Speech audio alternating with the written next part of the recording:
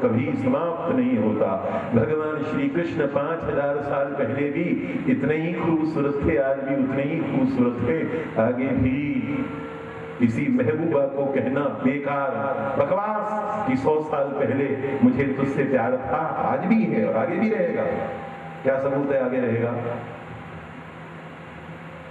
अगर रहता तो फिर ऐसे गंदे सीरियल क्यों आते? 1 करोड़ के लालच में लोग क्यों धज्जियां उड़ाते अपने संबंधों की? लेकिन भगवान के लिए कह सकते हैं आप निसंकोच की हे मेरे नाथ, जब ये संसार नहीं था तब भी हम तुम्हारे थे, आज भी हम तुम्हारे हैं, और तुम हमको समेट लोगे तो भी हम तुम्हारे रहेंगे। भगवान से कहकर देखो ना, आई लव यू, उसके बाद तुम्हारे सारे बंधन नष्ट हो जाएंगे। क्योंकि मोहब्बत करने लायक अगर कोई है तो केवल भगवान है। तुम भगवान के बारे में सोचना तो शुरू करो, उनके बारे में सोचना शुरू करोगे तो तुम्हारी बुद्धि धियो यो न प्रचोदयात् प्रकाशित हो जाएगी। ऐसा उजाला छाएगा तन में और मन में, अस्तित्व का एक एक कोना प्रकाशित हो जाएगा। करके देखो ना।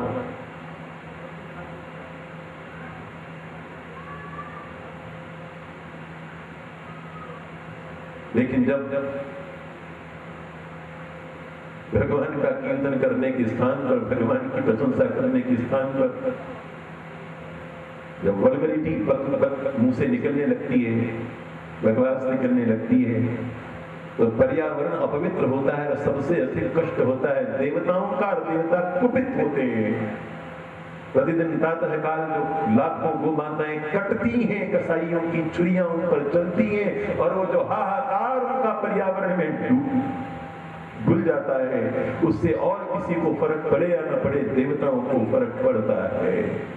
और उनका कोप धरती पर जब बरसता है तो उसे कहते हैं आदि दैविक ताप। अब सबसे अंतिम पाप है कर्मणा, जो हम कर्म से संपन्न करते हैं और उससे सारे फल भोग रहे हैं ना बाबा। पहले तो बिना टिकट यात्रा करेंगे, और वो भी सामूहिक यात्रा करेंगे, है ना। पार्टियों में तो सामूहिक नेतृत्व आया नहीं किसी भी पॉलिटिकल पार्टी में, लेकिन बेटिकट यात्रा सामूहिक रूप में होती है। इंटरव्यू देने के लिए जाएंगे और पूरी की पूरी ट्रेन की छतों पर, ड्राइवर की इंजन तक पर कब्जा कर लेंगे, और उसके बाद अगर चेकिंग होगी तो ट्रेन को आग लगा देंगे। ये क्या है? ये कर्मणा पाप है। तो उसका फल भोगा कि नहीं भोगा, भोगना पड़ेगा कि नहीं भोगना पड़ेगा? कर्मणा पाप है।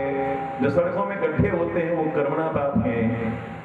आज सड़क बनी और 3 महीने के बाद फिर ये क्या है? कर्मणा पाप है। दवाइयों में जो इंजेक्शनों में जो मिलावट होती है वो क्या है? कर्मणा। जब सारी की सारी दवाइयां जहरीली हो जाएंगी तो अब आगे नोटों के बंडल तेरे काम कैसे आएंगे? जब तू खुद बीमार पड़ेगा तो तेरे भी तो वही मिलावटी इंजेक्शन ही लगेंगे ना। बोलो ना, है ना? नहीं। तो कर्मणा जो पाप है उनका प्रत्यक्ष परिणाम मिलता है, तुरंत मिलता है, और जितने देर से मिलेगा उतना ही ब्याज बढ़ता चला जाएगा। कर्जा नहीं चुकाओगे तो बढ़ेगा कि नहीं बढ़ेगा? जैसे एफडी फिक्स डिपॉजिट में रकम बढ़ती है, लेकिन उसका ब्याज तो मुश्किल से 1.5 रुपया सैकड़ा मिलता है, लेकिन जब वही बैंक तुमको कर्ज देता है तो उसका ब्याज, है ना। इसलिए पाप का फल तुरंत भोग लो कि हमने ये गलती से कर दिया, हमको सजा दे दो ताकि छुट्टी हो। उसको अगर तुमने फिक्स में जमा करा दिया कि जिंदगी के सब गमों को भूलकर आज मस्ती में गुजारो रात भर, सुबह जब होगी तो देखा जाएगा, तो सुबह होते होते तो वो पाप की गठरी जो थी वो हिमालय बन जाएगी। गर्दन नहीं टूटेगी, तुम सारे के सारे दब करके चकनाचूर हो जाओगे, चटनी हो जाओगे। इसलिए पाप को पेंडिंग मत छोड़ो, उसका प्रायश्चित बोलो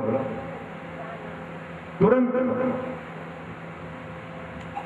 और ये कैसे होगा?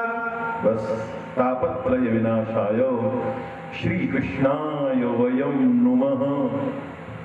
भगवान के स्मरण से ये काम होगा, अपने आप होता है, कुछ करने की जरूरत नहीं।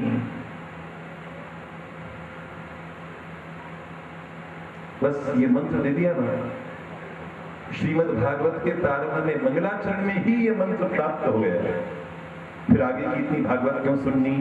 इसलिए कि अपनी उस शरणागति को परिपक्व बनाने के लिए, अपनी आस्था को दृढ़ बनाने के लिए भगवान के चरित्रों का चिंतन करो। भगवान इसीलिए सगुण साकार रूपों में अवतार लेते हैं, जन्म नहीं लेते। अजन्माए सारी दुनिया को जन्म और मरण के चक्र में डालने वाला परमात्मा स्वयं अजन्मा है। अजन्मा होकर के भी जन्म धारण क्यों करता है? करुणा की विवश होकर करता है, तुम्हारे और हमारी भक्ति के को अवलंबन प्रदान करने के लिए।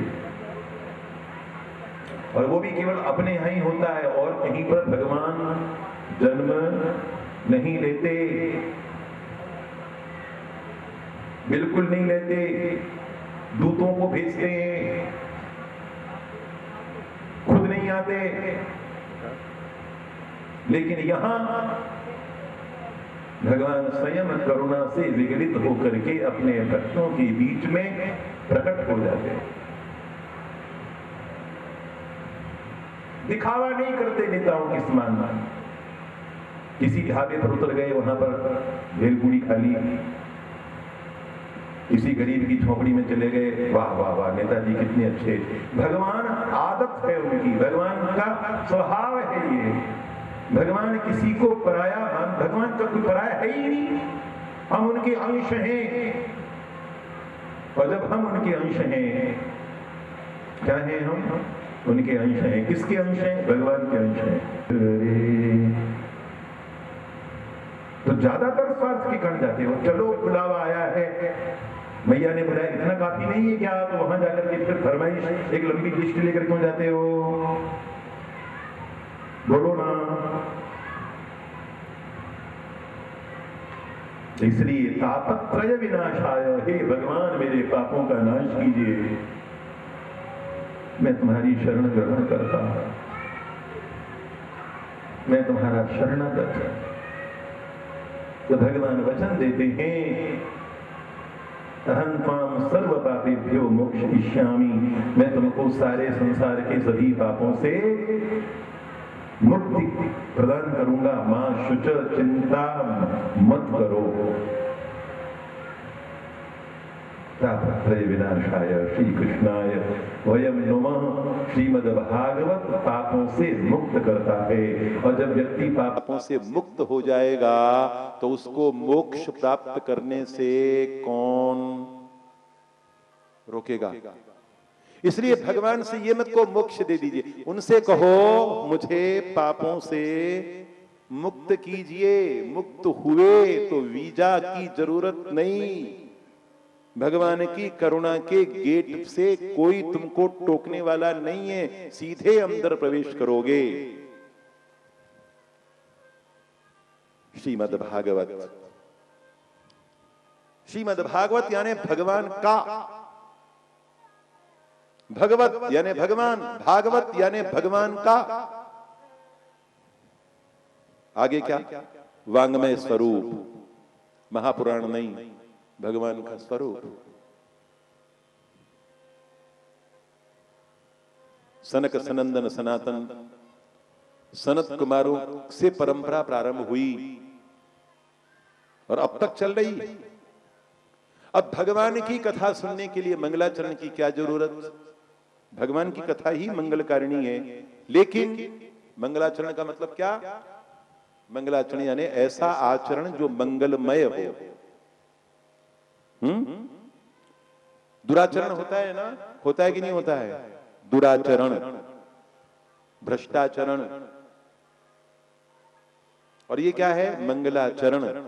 ऐसा आचरण जिससे मंगल ही होता हो, ऐसा आचरण केवल भगवान का स्मरण, इसके अलावा कोई दूसरा आचरण मंगलमय हो ही नहीं सकता। अब उदाहरण देने की जरूरत नहीं, क्या क्या नहीं। दुकान खोल ली, लाखों करोड़ों का इन्वेस्ट, मेंट कर दिया। जरूरी है कि मुनाफा होगा ही होगा। जमीन खरीदी फायदे के लिए और अंतरराष्ट्रीय मंदी आ गई और जमीनों के भाव पाताल में चले गए, तो फिर शेयर खरीद ली और कंपनी डूब गई। ऐसा होता है कि नहीं होता है भैया, आप लोग बताइए। नहीं सुनता हूं। होता है कि नहीं होता है? शेयर डूबते हैं कि नहीं डूबते हैं? इसलिए, और विवाह, शादी, मैरिज मंगलमय होगा, जरूर होगा, अगर वो मंगलमयी होगी तो। और केवल ऊपर से ही मंगलमयी दिखाई देती होगी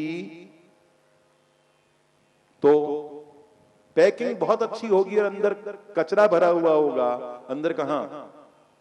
अंतःकरण में कचरा भरा होगा, पुनपुन वाली की तरह होगी, तो क्या करोगे? बोलो ना। तो और फिर बेटा प्राप्त करना तो बहुत बड़ा मंगलमय आचरण है, लेकिन अगर कंस पैदा हो गया तो कोई गारंटी है कि नहीं होगा? इसलिए एकमात्र मंगलमय आचरण जिसका कभी कोई दुष्परिणाम हो ही नहीं सकता, वो आचरण है भगवान का स्मरण। उसके बाद उनसे मांगा क्या जाए? कुछ नहीं, कतई नहीं मांगा जाए। भगवान से मांगते क्यों हो? भगवान अंतर्यामी है। भगवान अपने बारे में, हम अपने बारे में कुछ नहीं जानते, भगवान हमारे बारे में सब कुछ जानते हैं। 100 जन्मों पहले की बातें जानते हैं, 100 जन्म आगे की बातें जानते हैं। उनको बताना यानी उनका अपमान करना है, बस केवल शरणागति, बस इसके अलावा और कुछ नहीं। मैं तो मांगता रहता हूं। कुछ बहुत बड़ी बड़ी डिमांड होती हैं, वो भगवान पूर्ण नहीं करते, छोटी छोटी मान लेते हैं। अब जैसे मैंने कहा कल कथा तो ढंग से हो जाने देना, ये मूसलाधार बरसा रहे हो। फिर कई बार मैं मांगता हूं कि भाई रात को बरस लिया करो, दिन में खुला छोड़ दिया करो। तो मैं भगवान यानी सोचिए, लेकिन जिस कार्य में मेरा कोई स्वार्थ नहीं है, श्रीमद् भागवत कथा निर्विघ्न संपन्न हो, इसमें मेरा क्या स्वार्थ है? भगवान सुन लेते। सबके लिए मांगोगे तो भगवान सुनेंगे, अपने लिए मांगोगे तो भगवान बहरे हो जाएंगे। क्यों अपमान करते हो भगवान का? भगवान सब जानते हैं। केवल उनका स्मरण, नाम स्मरण, केवल कीर्तन, कलौ केशव कीर्तनात्। और उसके पहले कथा प्रारंभ करने के पहले यज्ञ प्रारंभ करने, यज्ञ सबके कल्याण के लिए, कथा सबके कल्याण के लिए, उसके पहले मंगलाचरण की क्या जरूरत? इसलिए कि हे प्रभु, ये जो हमारा पवित्र अनुष्ठान है वो तुम्हारी कृपा से निर्विघ्न संपन्न हो जाए। क्योंकि विश्वामित्र जब जब यज्ञ करते थे तब तब स्वर्ग के देवता आकर के उनके यज्ञ में विघ्न डाल देते थे, है ना? ऐसा ही होता था ना? ऐसे अक्सर कर रही हो, स्वर्ग के देवता आते थे और विघ्न डालते थे। कमाल है। ऐसे ऐसे तो सुनने वाले मिलते हैं। मुझे बताओ मैं क्या करूं? कौन से वर्कशॉप में भेजूं उनको सुधारने के लिए? मेरे पास नहीं सुधरे तो रिपेयर और कहीं हो नहीं सकती। कौन डालते थे विघ्न? लंका के रावण के भेजे हुए राक्षस। और उसमें ही भी होते थे और शी भी होती थी। होती थी कि नहीं होती थी? शूर्पणखा ही नहीं है ना, और ताड़का भी ही नहीं है ना। ये दोनों क्या हैं? शी हैं। और मारीच, सुबाहु, खर, दूषण, त्रिशिरा, ये सब क्या है? ये सब ही हैं। तो ये यज्ञों में विघ्न डालते थे। तो भगवान से प्रार्थना करो। किसने यज्ञ की रक्षा की? भगवान ने की ना। भगवान से कहो कि हम पवित्र कार्य कर रहे हैं, आपकी कृपा से ये कार्य संपन्न हो और कोई भूत प्रेत पिशाच इसमें विघ्न न डाले। क्यों विघ्न डालते हैं वो? इसलिए कि उनको प्रकाश सुहाता नहीं है। दुनिया के सब प्राणियों को सूर्य सुहाते हैं, लेकिन उल्लू को सूर्य सुहाता नहीं है। इसलिए हे भगवान हमें उल्लुओं से बचाओ, उल्लुओं से भी बचाओ और उल्लू के पट्ठों से भी बचाओ, क्योंकि उल्लू खुद ही उल्लू होता है, लेकिन जो उल्लू का पट्ठा होता है वो उल्लूवाद का प्रचार करता फिरता है। उल्लूवाद का प्रचार, जैसे और दुनिया में वाद होते हैं वैसे उल्लूवाद कि सूरज बहुत बड़ी बुरी चीज है, सोने नहीं देता, रजाई में घुस आता है, आंखों को तकलीफ देता है, कमरे की खिड़कियों से झांकता है, ताक झांक करता है, सोने नहीं देता, उजाला फैला देता है, चोरी नहीं करने देता, जेब नहीं काटने देता, पीठ में छुरा नहीं भोंकने देता सूरज। तो भगवान की कृपा से ही हमारा ये पवित्र कार्य संपन्न हो और दुनिया के नास्तिक, दुनिया के पिशाच, दुनिया के पापी, दुनिया के पाखंडी इस पवित्र कार्य में विघ्न न डाल सकें, इसलिए मंगलाचरण होता है।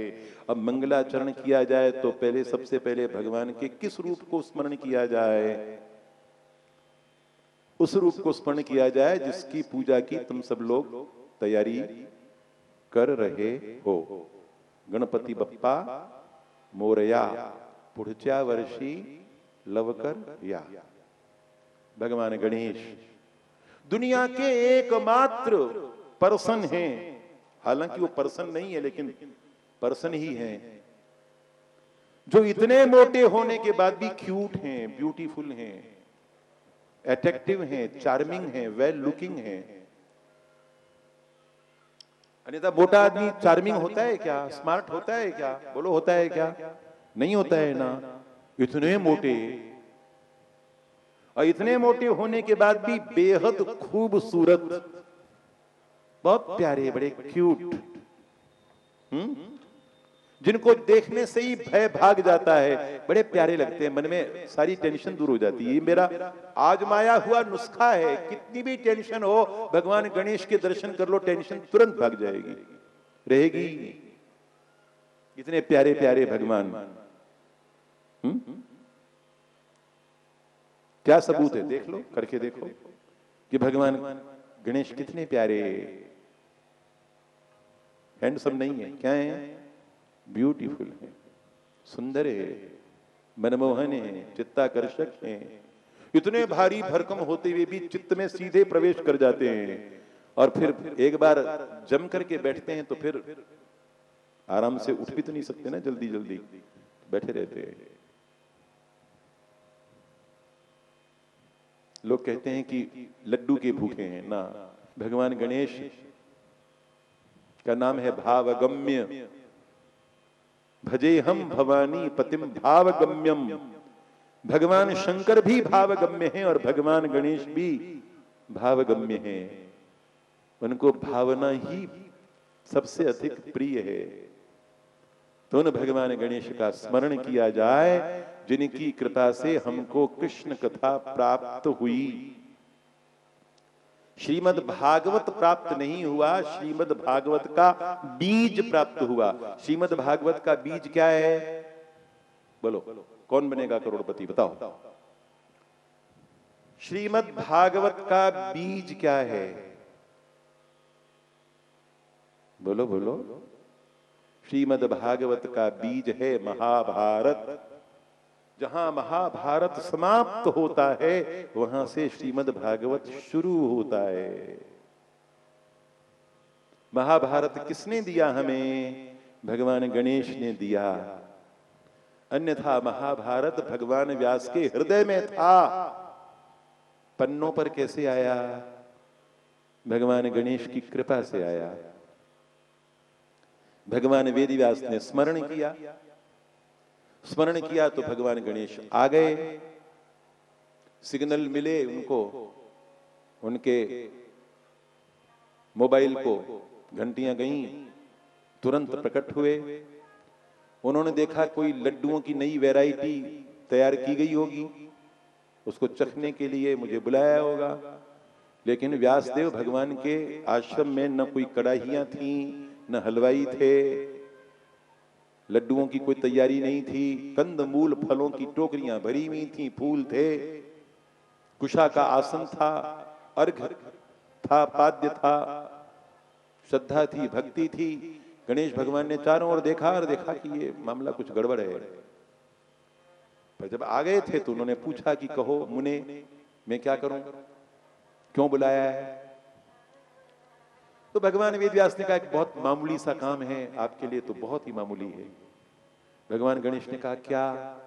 तो कहा कि मेरे मन में एक बहुत बड़ी रचना घुमड़ रही है और मैं उसको प्रकट करना चाहता हूं, लेकिन मैं कागज कलम के चक्कर में पड़ना नहीं चाहता। बस मैं बोलता जाऊं और आप डिक्टेशन लेते जाइए।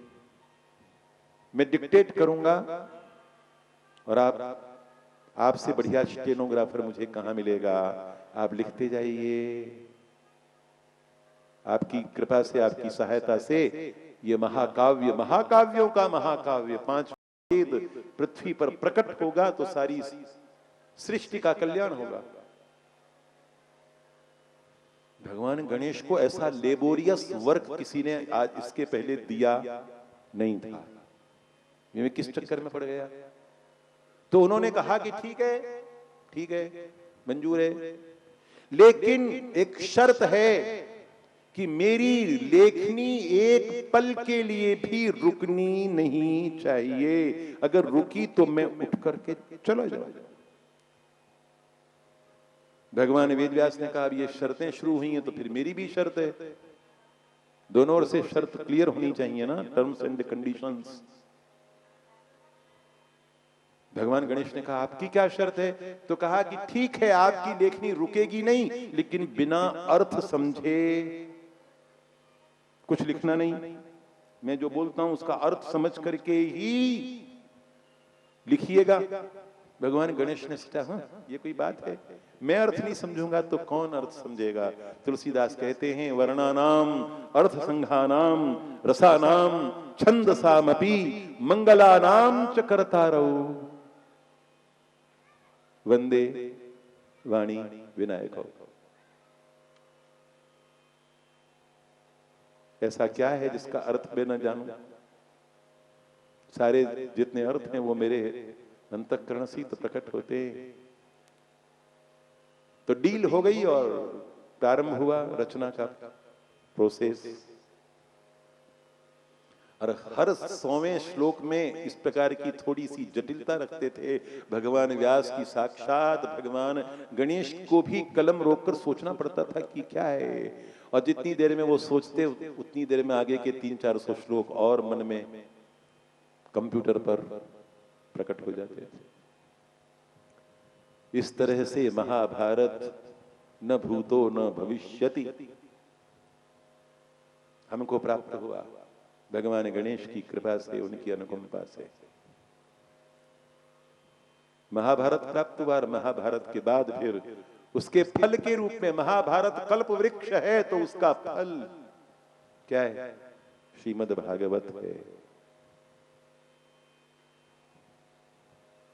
चलें भगवान गणेश के प्रति कृतज्ञता व्यक्त करें। भगवान गणेश से प्रार्थना करें कि हे प्रभु, ये हमारा जो 9 दिन का अनुष्ठान है वो आपकी कृपा से निर्विघ्न संपन्न हो। जितने भी विघ्न हैं वो सब भारत माता के नक्शे में या तो पूरब में चले जाएं या पश्चिम में चले जाएं। ठीक है, इतना ही बोलना काफी है ना? मैंने तो बोलूंगा तो बोलो क्योंकि बोलता है। और सारा भारतवर्ष भगवान गणेश की कृपा से भागवत के अमृत का पान करे।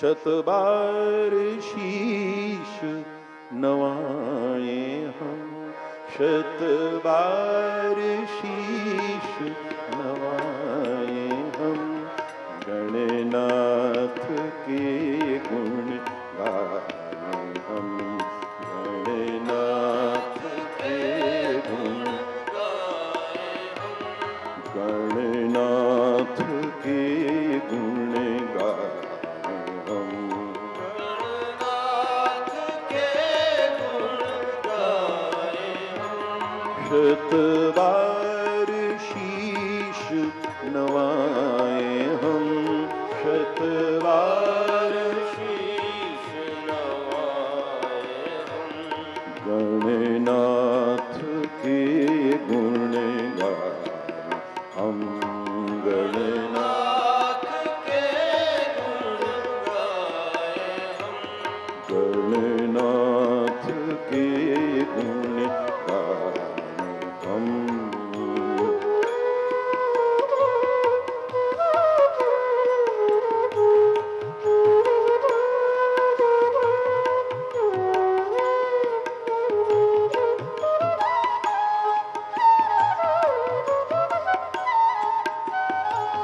शुभ भव्य भाल विशाल है, जिस पर सजा शशि बाल है। शुभ भव्य भाल विशाल है, जिस पर सजा शशि बाल है।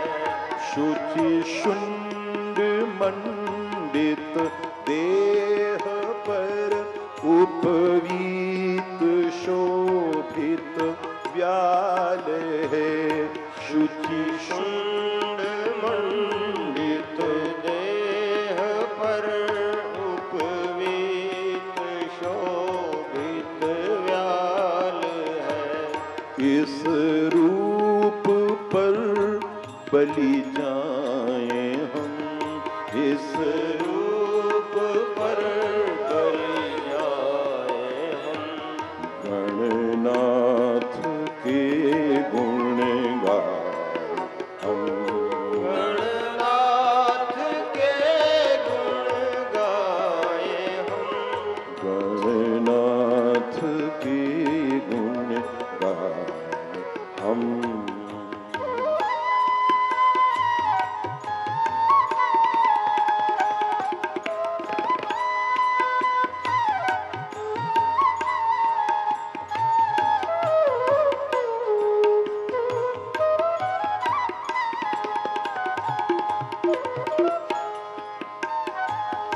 मोदक प्रपूरित गोद है, वितरित सदा आमोद है। मोदक प्रपूरित गोद है, वितरित सदा आमोद है। छवि में समाहित शांति है, आनंद है, अक्रोध है। छवि में समाहित शांति है, आनंद है, अक्रोध है। अमृत कहाँ यह पाए हम, अमृत कहाँ यह पाए हम, गणनाथ के गुण गाए हम, गणनाथ के गुण गाए हम, गणनाथ के गुण गाए हम।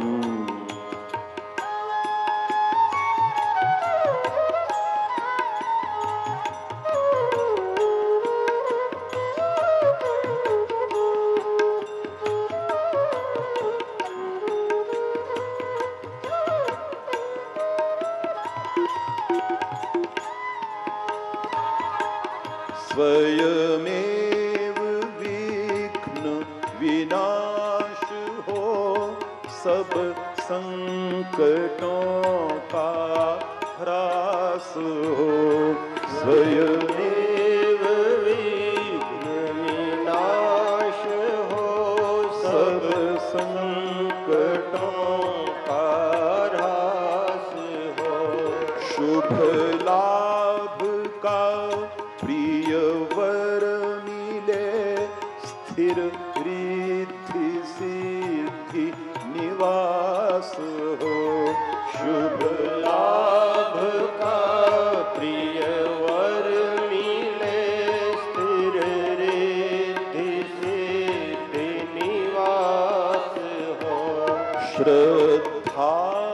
प्रसून चढ़ाए हम, श्रद्धा प्रसून चढ़ाए हम।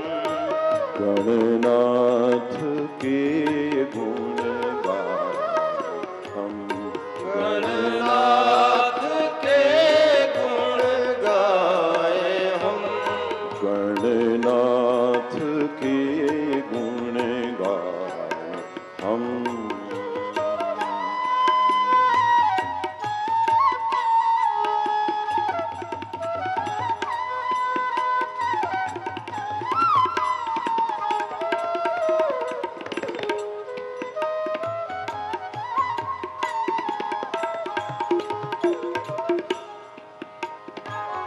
ऐसा दयामय कौन है, ऐसा क्षमामय कौन है, ऐसा दयामय कौन है, ऐसा क्षमामय कौन है। त्रयलोक में शिव तनय सा करुणा कृपामय कौन है, त्रयलोक में शिव तनय सा करुणा कृपामय कौन है। तज कर उन्हें कित जाए, तज कर उन्हें कित जाए हम। गणनाथ के गुण गाए हम।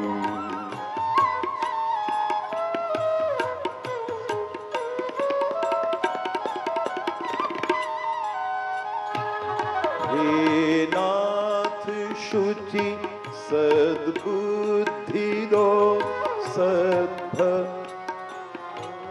हे नाथ शुचि सद्भक्ति दो सत्कीर्ति दो समृद्धि दो, हे नाथ शुचि सद्बुद्धि दो सत्कीर्ति दो समृद्धि दो।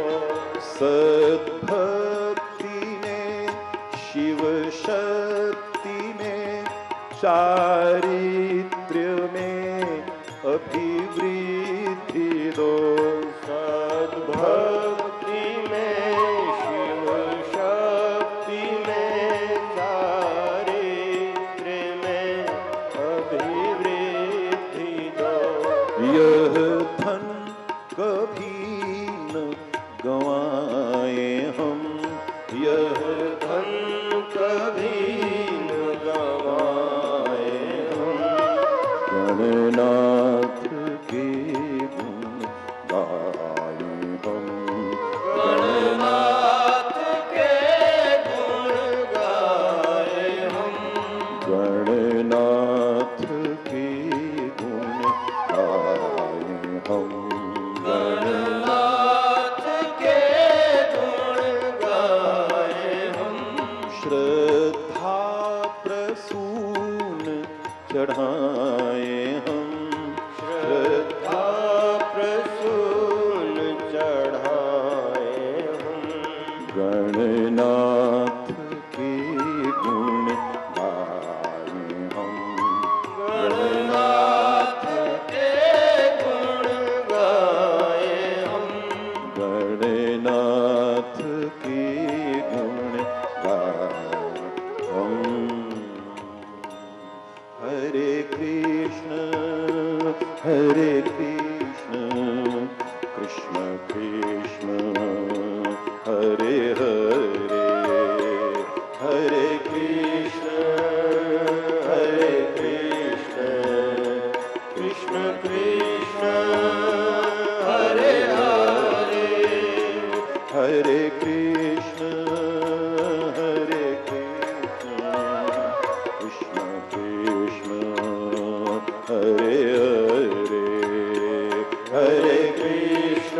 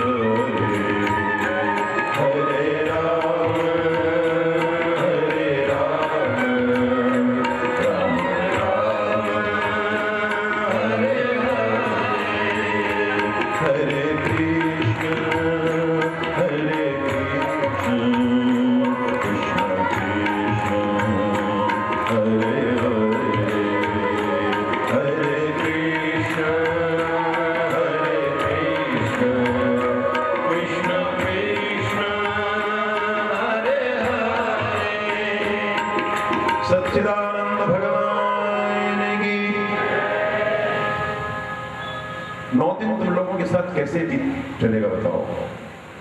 सच्चिदानंद भगवान की, आनंद कंद भगवान की।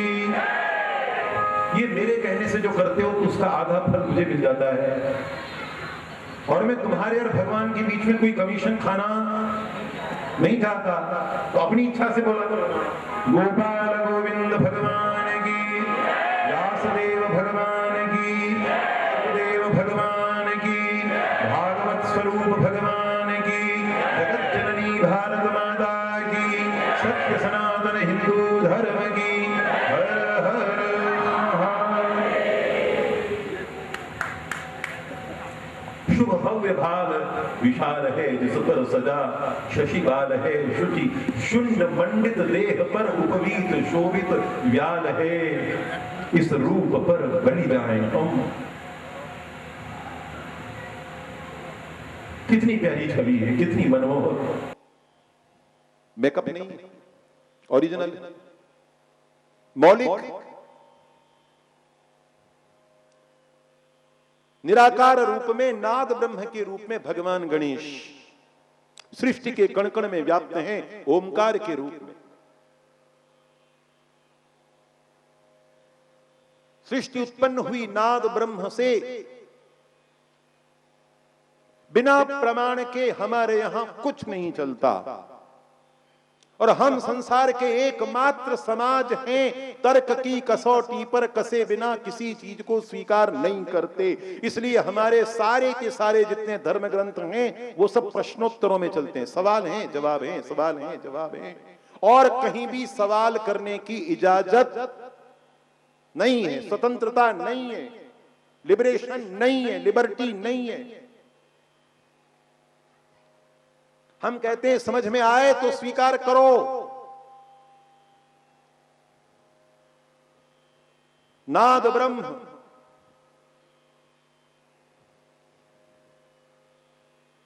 संसार की उत्पत्ति इसी नाद से हुई, और ये नाद ब्रह्म संसार के कण कण में, रोम रोम में सर्वत्र व्याप्त है। सुनना है, आंखों को बंद करो और कानों को बंद करो, फिर अंदर अपनी अंतःकरण की ध्वनि सुनने की कोशिश करो। नहीं सुनाई दे तो शंख लो, शंख, एक शंख यहां लगाओ, एक शंख यहां लगाओ, आंखें बंद करो, फिर सुनो। तुम्हारे अंतःकरण में जो संगीत निरंतर प्रवाहित हो रहा है, सुनो तो सही। कस्तूरी तो मृग के कुंडल में है ना, यहां नाभि में है, और वो ढूंढता फिरता है कि सुगंध कहां से आ रही है। रे पगले, सुगंध तो तेरे अंतःकरण में है।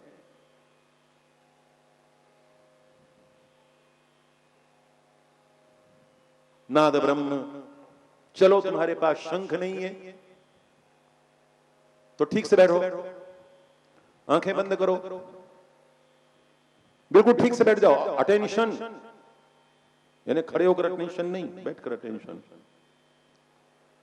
और उसके बाद श्वास को पूरा भरो अपने हृदय में, और उसके बाद आंखों को बंद रखना है, और फिर ध्वनि निकालनी। जीभ नहीं, होठ नहीं, दांत नहीं, यहां मुख के अंदर का कोई अवयव काम नहीं करेगा, और ध्वनि निकलनी चाहिए पूरा श्वास भर करके। और फिर जो ध्वनि निकलती है निकलने दो उसको, संकोच मत करो।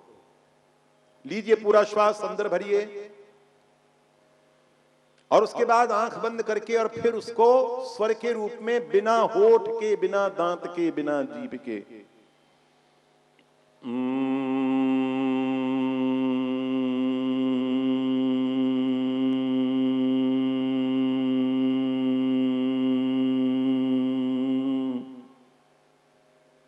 दोबारा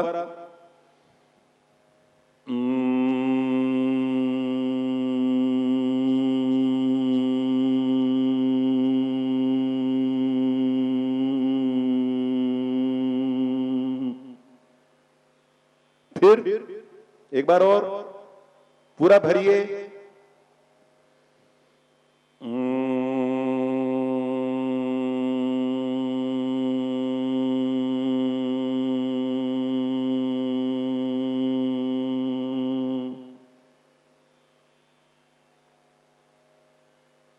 महसूस होता है क्या है ये? अक्षर ब्रह्म है, ओमकार है। बिना जीभ की, बिना होठ की, बिना दांतों की, बिना तालु, बिना मूर्ध की सहायता के यदि कोई नाद अंतःकरण से प्रकट होता है तो वो ओंकार है। 3 स्वर हैं इसमें, अकार है, उकार है, मकार है। जो अकार है वो अनादि और अनंत भगवान नारायण का प्रतीक है। जो उकार है वो उद्भव का, उत्पत्ति का प्रतीक यानी भगवान ब्रह्मदेव का को समाहित किए हुए है। और जो मकार है वो महाकाल, महेश्वर, महादेव, भगवान शिव का द्योतक है। इसलिए आरती में तुम जो गाती हो, ब्रह्मा विष्णु सदाशिव जानत जानत अविवेका, क्योंकि प्रणवाक्षर ओम मध्य ये तीनों एका। ये सृष्टि मूल है, भगवान गणेश का अक्षर ब्रह्म रूप है। और किसी दिन, अभी यहां सुविधा नहीं है, ब्लैक बोर्ड भी नहीं है, तो बता दूंगा कि ओमकार में गणेश भगवान कैसे समाये हुए हैं। चलो ये जो है ये ऐसे यों, ये क्या है? मुख है। ये क्या है? लंबोदर है। ये क्या है? सूंड है। और ये क्या है? मस्तक पर भालचंद्र है। तारा भी है, चांद सितारा। तुम चांद सितारा ले गए तो भैया बाकी को भी तो स्वीकार कर लो, क्या दिक्कत है? सुमुखश्चैकदन्तश्च कपिलो गजकर्णक, लंबोदरश्च विकटो विघ्ननाशो विनायक, धूमकेतुर्गणाध्यक्षो भालचंद्रो गजानन, द्वादशैतानि नामानि यः पठेत् शृणुयादपि कब कब विद्यारंभे। विद्या के प्रारंभ में भगवान गणेश को स्मरण करो। कोई तुम्हारा स्कूल, कोई तुम्हारा कॉलेज, कोई तुम्हारा कॉन्वेंट, कोई तुम्हारी यूनिवर्सिटी ये काम नहीं करती तो विद्या आएगी तो कैसे आएगी? डिग्री आएगी, डिप्लोमा आएगा, लेकिन विद्या ज्ञान कैसे आएगा?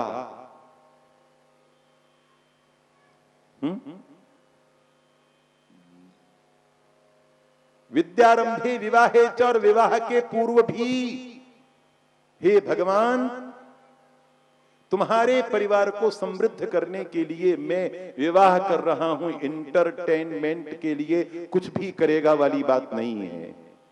ये इंटरटेनमेंट नहीं है, ये मैरिज नहीं है, ये शादी नहीं है, ये विवाह है। विवाह जैसे प्रवाह होता है, जैसे निर्वाह होता है, वैसे विवाह होता है। विशिष्ट तरीके से जीवन को वहन करने का तरीका विवाह,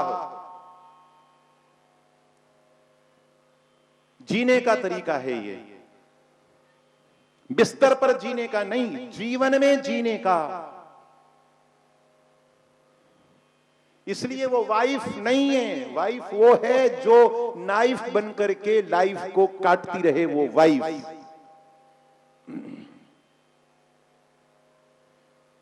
अंडरस्टैंड? जो नाइफ बन करके, बोलो ना, लाइफ को वाइफ क्या है? वो सहधर्मिणी है।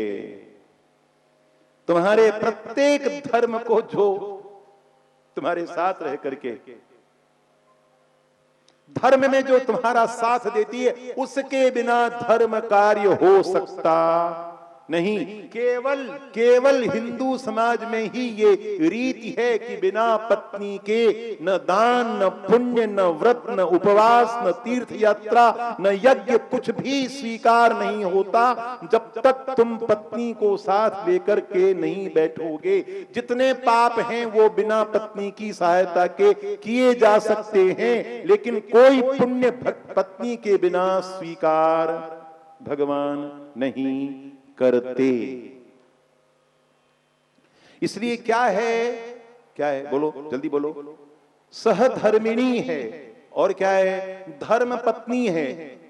पति के साथ धर्म लगाकर देखो तो धर्म पति, ये मेरे धर्म पति हैं, डंडे चलेंगे। पिता को, अपने ओरिजिनल पिता को कहो कि ये मेरे धर्म पिता हैं।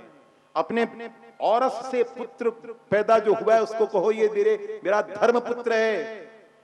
बोलो, अपनी मां के पेट से पैदा हुई बहन को जरा धर्म बहन कहकर संबोधित तो करो, आना छोड़ देगी तुम्हारे यहां। जीवन में केवल ये मेरा धर्मशाला है, ये मेरा धर्म साधु है, नहीं ना, बोलो ना। केवल एक संबंध है, पत्नी। पत्नी जिसके साथ धर्म किसने बनाई है? पत्नी। धर्म ने बनाई है पत्नी, सेक्स ने नहीं बनाई है, वासना से नहीं आई है मेरे जीवन में, धर्म का संपादन करने के लिए आई है।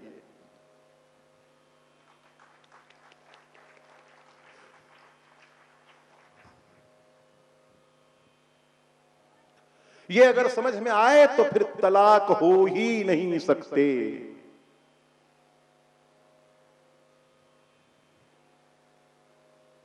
तो हे भगवान, ये मैं विवाह के व्रत में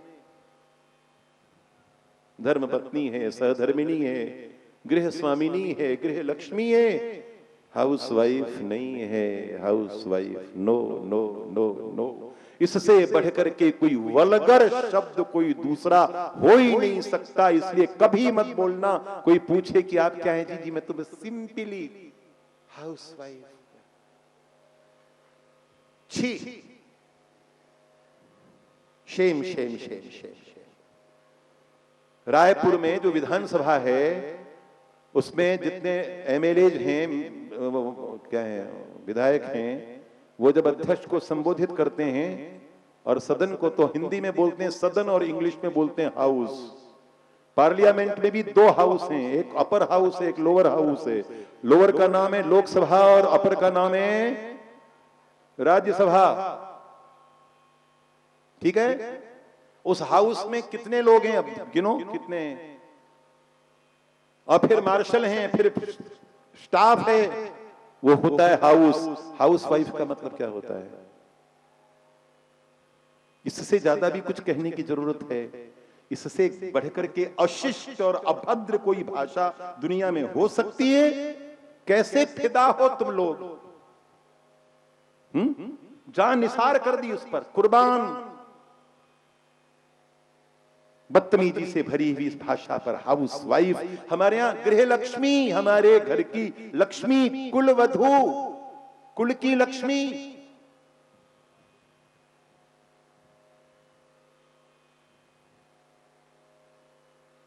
विद्यारंभे विवाहे च, विवाह में भगवान से प्रार्थना करो कि हे भगवान, ये तुम्हारे परिवार की समृद्धि के लिए, क्योंकि तुम गणेश हो, हम तुम्हारे गण हैं। और ये तंत्र जो है वो तुम्हारा तंत्र है, गणतंत्र, यानी भगवान गणेश का तंत्र, भगवान गणेश के गणों का तंत्र। गणतंत्र के दिवस पर भगवान गणेश को याद न करना, यानी तंत्र उन्हीं का है,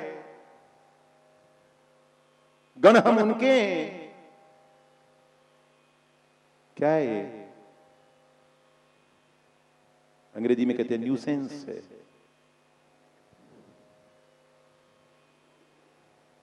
तो मैं तुम्हारी कृपा से ये विवाह, इस विवाह धर्म में प्रवृत्त हो रहा हूं।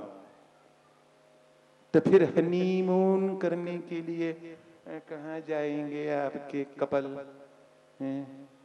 अब एक नया ट्रेड चला है, गोवा में जाकर शादी करेंगे। लड़की वाले भी वहीं पहुंचेंगे, लड़के वाले भी वहीं पहुंचेंगे। गोवा कोई तीर्थ भूमि है, वहां क्यों जाओगे बाबा? हरिद्वार जाओ ना, जहां मरने के बाद भी दोनों को जाना है, पत्नी को भी जाना है, पति को भी जाना है। गंगा के किनारे विवाह करो ना, बोलो ना। दुनिया में भगवान महेश्वर से और भगवती माहेश्वरी से, शंकर पार्वती से बड़ा भी कोई जोड़ा है? और ऐसे जोड़े के मस्तक पर से जो गंगा प्रवाहित होती है, उसके किनारे पानी ग्रहण करो ना। ये गोवा में क्या धरा है? जमाने भर की भूतनियां आती हैं, कपड़े उतार करके समुद्र के किनारे पड़ी रहती हैं। होटलों में कहीं शादियां होती हैं, अब तो तुम ठेके देने लग गए होटलों को। पंडित भी तुम ही लाओगे, मंडप भी तुम ही बनाओगे, और सब कुछ तुम करोगे, हम क्या करेंगे? हाथ हिलाते आएंगे और हाथ हिलाते जाएंगे। पसीना बिल्कुल नहीं बहना चाहिए। नेशनल नो पसीना कमीशन, न लड़की वाले को पसीना और न लड़के वाले को पसीना। और यज्ञ में, वो हवन में पसीना आता है, उसका क्या करेंगे? और जिंदगी में भी नो पसीना, एसी से एसी में, और उसके बाद फिर एसी में।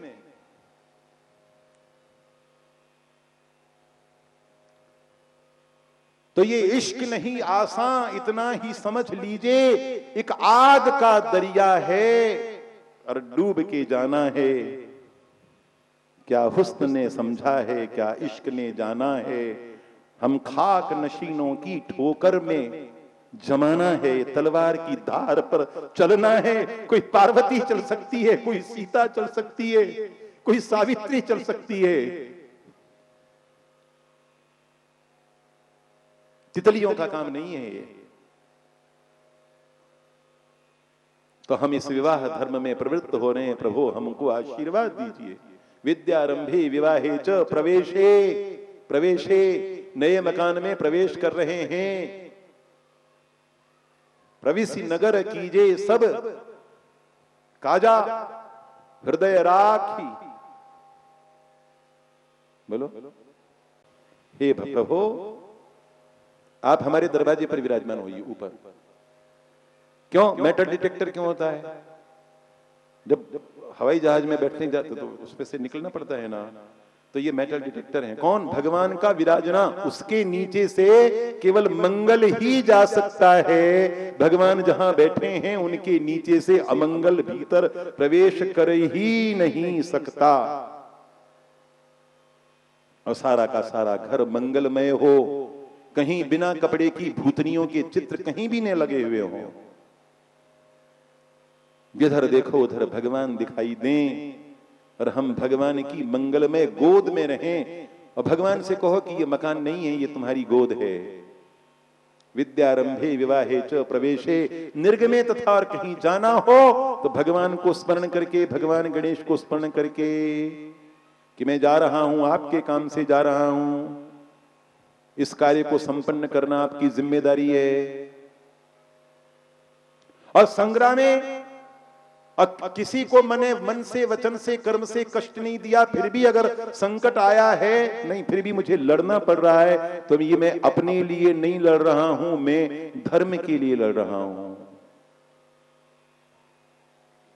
धर्म युद्ध कर रहा हूं। इसलिए विजय देना आपका काम है। संकटे चैव, और कोई संकट आ जाए तो प्रभु मैं आपका हूं, मेरे संकटों का निवारण करना भी आपका कार्य है। ये मुंह से नहीं कहना है, मन से ऐसा ही समझना है। तो फिर विघ्नस्तत्र न जायते। तुम्हारे ऋषि, तुम्हारे मुनि, तुम्हारे पुरखे, तुम्हारे पूर्वज कहते हैं ऐसा जहां होता है वहां विघ्न नाम की कोई चीज प्रवेश नहीं करती।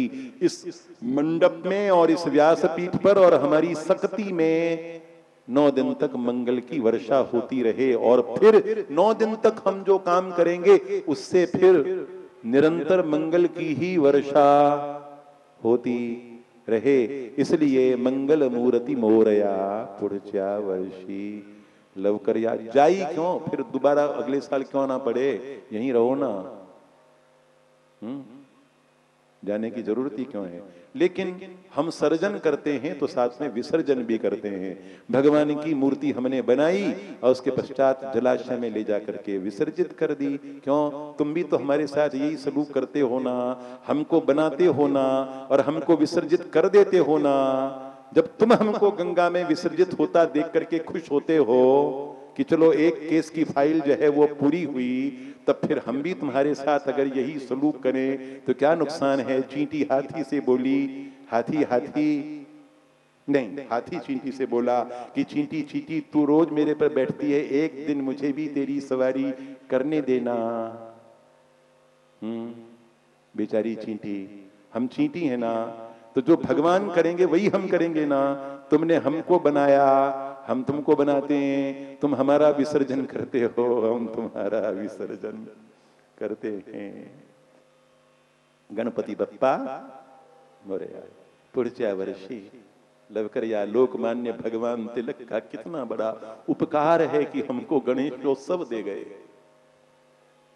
समझा गए यही तुम्हारे गण देवता हैं, यही तुम्हारे लोक देवता हैं। और जिस दिन हमारे राष्ट्रपति भवन के सेंट्रल हॉल में भगवान गणेश विराजमान होंगे, उस दिन अपने आप भारत के सारे संकट दूर हो जाएंगे। गणतंत्र के केंद्र में, हृदय में गणपति को विराजमान करो। 2 बेटे हैं, 2 पत्नियां हैं। पत्नी कितनी है? 2 हैं। अब तो कानून बन गया कि भगवान गणेश का कोई बेटा 2 विवाह नहीं कर सकता। भगवान गणेश ने 2 किए। एक मां का नाम क्या है? हमारी एक मां का नाम क्या है? रिद्धि। और दूसरी मां का नाम क्या है? सिद्धि। रिद्धि क्या है? पैसा। रिद्धि क्या है? Bank balance. रिद्धि क्या है? डॉलर्स। रिद्धि क्या है? पाउंड्स। रिद्धि क्या है? अब रुपए का नाम क्यों नहीं लेता? इसलिए कि बेचारा रुपया भी नीचे पड़ा है, गरीब। पाउंडर डॉलर उसकी छाती पर मूंग दल रहे। रिद्धि क्या है? सोना, चांदी, हीरा, मोती, हाथी, घोड़े, पुराने जमाने की बात हो गई। कारें, farm houses, malls, shopping malls. दुकान का नाम क्यों लूं? दुकानों के जमाने तो जा रहे हैं अब तो मॉल मॉल मॉल।